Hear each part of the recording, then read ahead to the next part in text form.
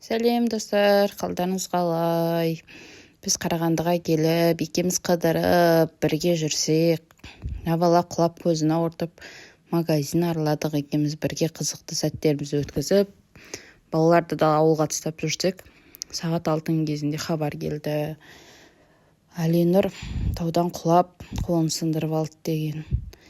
Жанталасып осы баланы әкесіне беріп, өзім жылап сықтап, есім шығып, бала құлады, қолын сындырды деген соң машинаға қайныммен мінесіп Қарқаралыға дейін барып алып келдік баланы.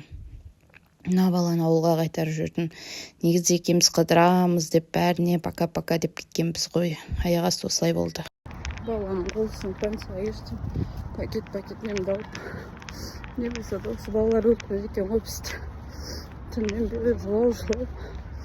Өз-өзімді әлі баса алмай келістім. Солыма көріп шығам. Әке, мен жақсымын деп айтшы.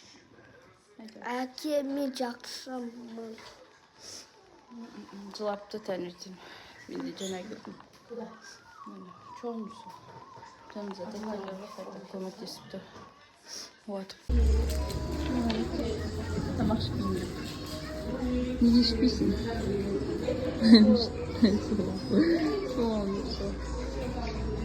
Қайта медсестрлар жақсы қарап, мына досымен ойнап, мына апатай әкеп беріпті. Неге ойнасын деп. Бірақ бізде медсестрлар рұқсат бермей, бұның бәрін жинап тастадық, кішкене ойнадық та кешке дейін. Қайта баланың мамасы күшті көмектесті бізге. Бала жыласа қарап нетіп, әйтпесе баланы қайта Димитролмен ұйықтата берді ғой. Сосын врачына жолықтым. Димитролмен баламды ұйықтата бермеңіз деп. Андай орыс қазақ деп бөлінетін жоқ. Осы кісі, осы бала мамасы тура балама жақсы қарады. Ішіндегі дәрігерлерге де рахмет.